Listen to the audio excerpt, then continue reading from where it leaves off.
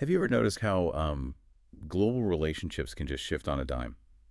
One minute nations seem like partners, maybe strategic ones, and then suddenly they're locked in this conflict that feels like it'll never end. It often seems so sudden, right?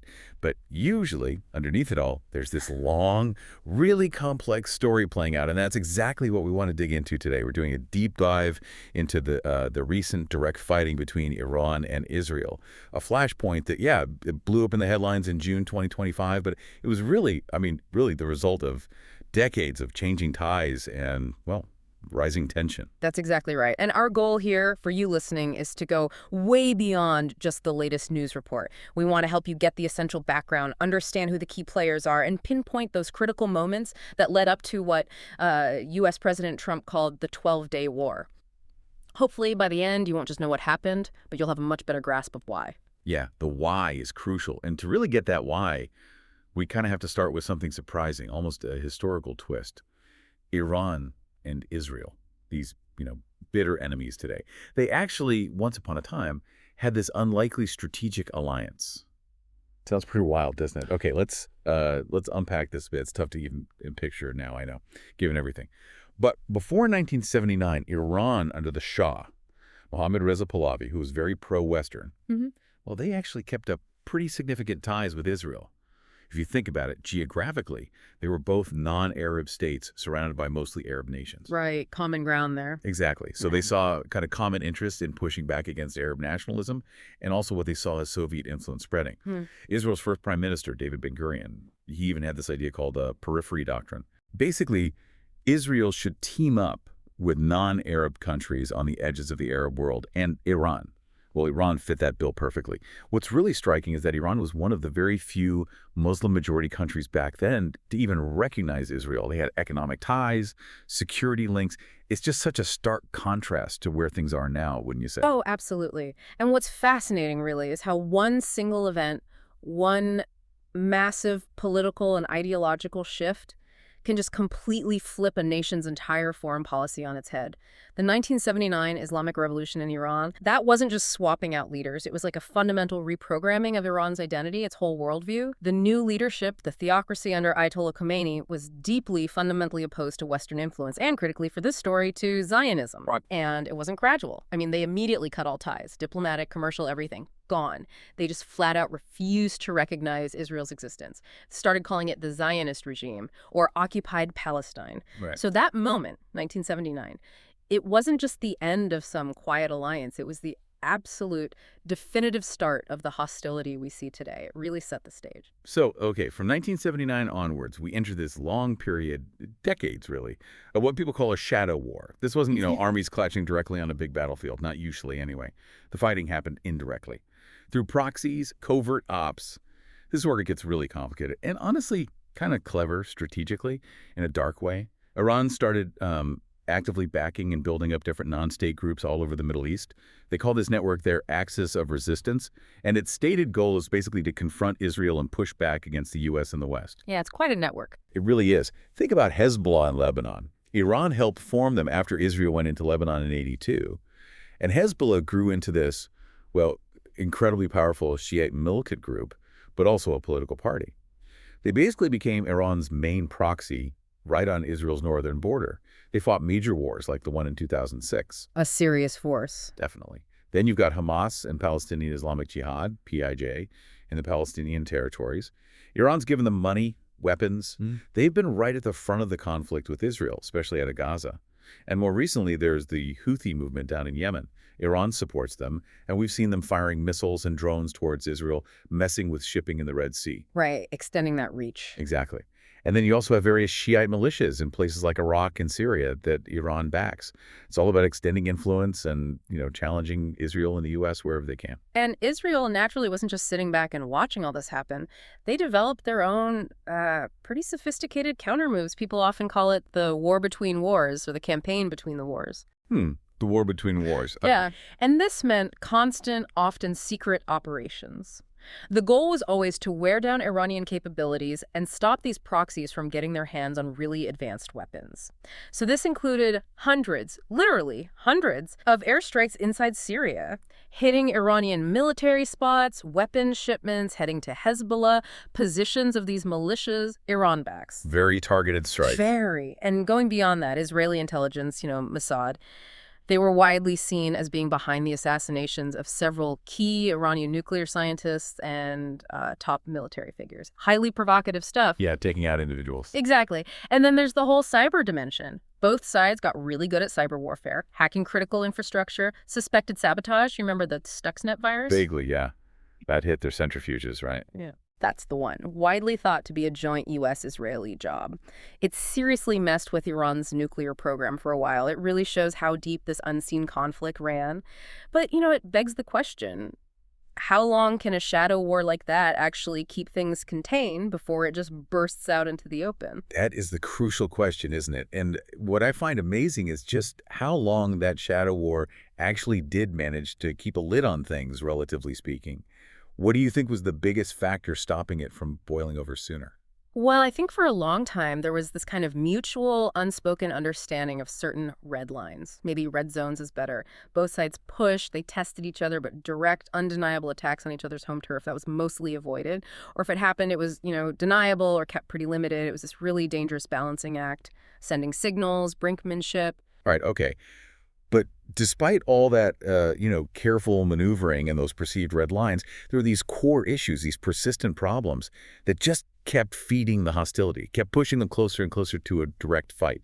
And maybe the biggest one, the most fundamental point of conflict, has got to be Iran's nuclear program. Absolutely. Number one issue. For Israel, a nuclear Iran is, well, it's an existential threat. They genuinely fear being wiped out. Mm-hmm. Iran, meanwhile, always says, no, it's just for peaceful energy. Right. That's the official line. But then they enrich uranium way beyond what you need for civilian power plants, up to really high purity levels. And that sets off major alarm bells internationally, but especially in Israel. Israel has said over and over again, we will not let Iran get nuclear weapons. Full stop. And then layered on top of that is the ideology. The Islamic Republic of Iran, from its very foundation, is just ideologically opposed to Israel's existence. They often call for its destruction. Yeah, that rhetoric is intense. It is. And for Israel, hearing that, while also seeing Iran fund groups dedicated to attacking them, well, it's a direct threat to their basic security and their right to exist. And it's also, let's be honest, a fight for power in the region.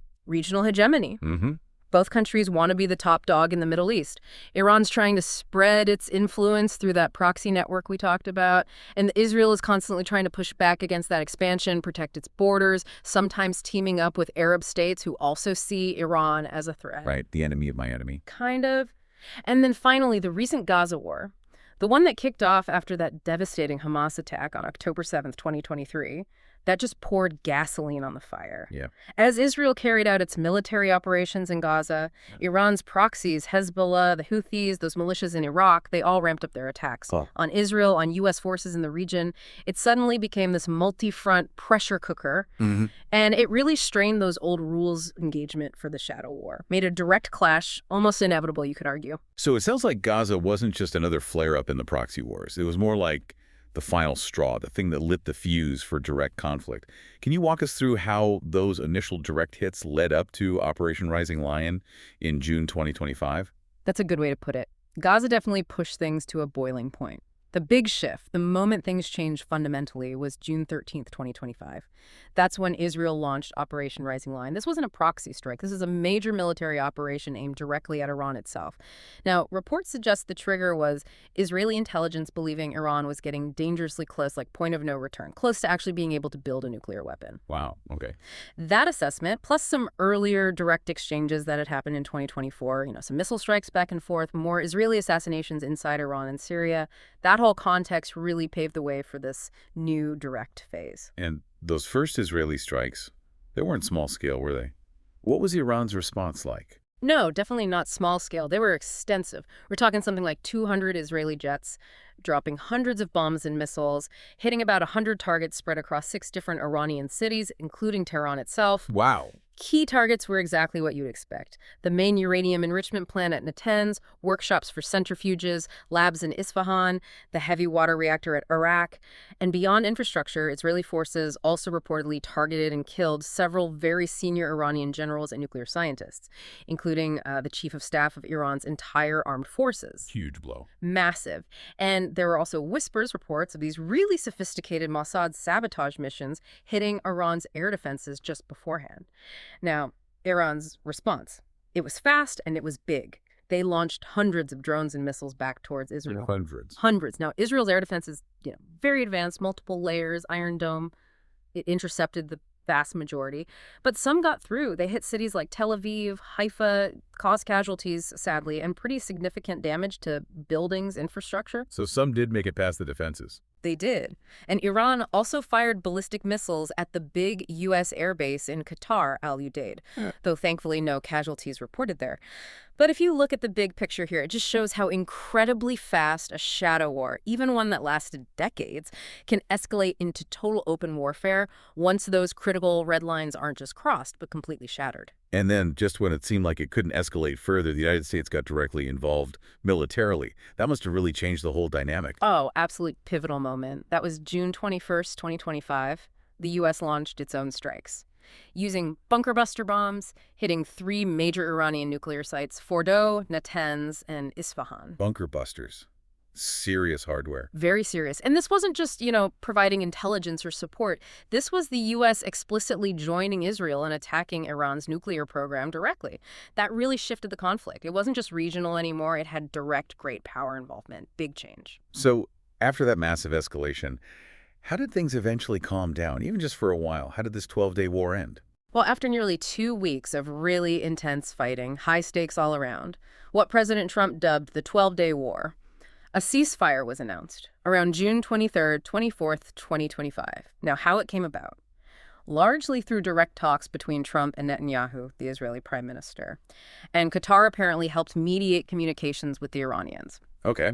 But, and this is really important, that ceasefire was shaky from the absolute second it started. Fragile. Extremely fragile. Almost immediately, both sides started accusing each other of breaking it. Violations within hours. Iranian officials were openly saying they didn't think it would last. And Israel made it clear, our campaign against Iran isn't actually over. So the 12-day war, it clearly left big scar. What were the immediate consequences for Iran, for Israel, and just the region generally? Well, the human cost, first and foremost, was tragic.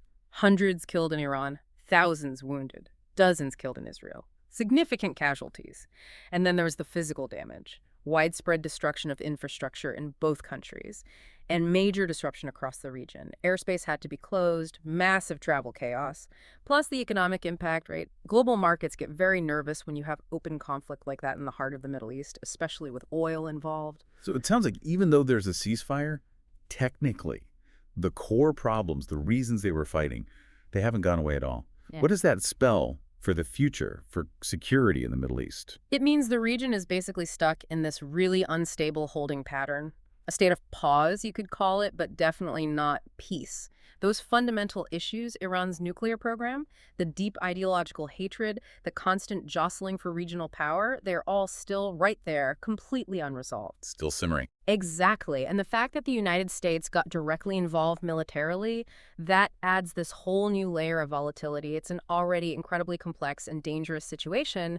And now you have direct U.S. strikes as part of the equation, which, raises a really important question for anyone trying to understand this part of the world. What does peace even look like? What can it possibly mean when the core beliefs and strategic goals of the main players are just fundamentally opposed to each other? So thinking about all this, what does it mean for you, trying to keep up, trying to stay informed in a world that changes so fast? We've kind of journeyed through this surprising history, Iran and Israel as allies, then exploring those decades of complex shadow fighting, and then pinpointing the key things that drove them to open conflict. Hopefully, by understanding that whole arc, the history, the proxies, the drivers, you're now in a much better place to make sense of why these two nations ended up where they are, why allies became such bitter foes, leading to direct war. Exactly. And when you see how these historical events and these deeper geopolitical forces are all connected, you're not just reacting to today's headlines. You're actually better positioned to maybe anticipate what might come next, to understand the underlying currents in a really volatile, important region. Absolutely. And maybe here's something to chew on as we wrap up. If this 12-day war ended with a ceasefire so fragile that both sides were accusing each other of breaking it almost instantly, what does that really tell us about the nature of peace itself in a region defined by such deep ideological divides and this nonstop struggle for power? Is a pause like this really a step towards calming things down? Or is it just, a strategic breather before the next round inevitably kicks off? Thank you so much for joining us on this deep dive.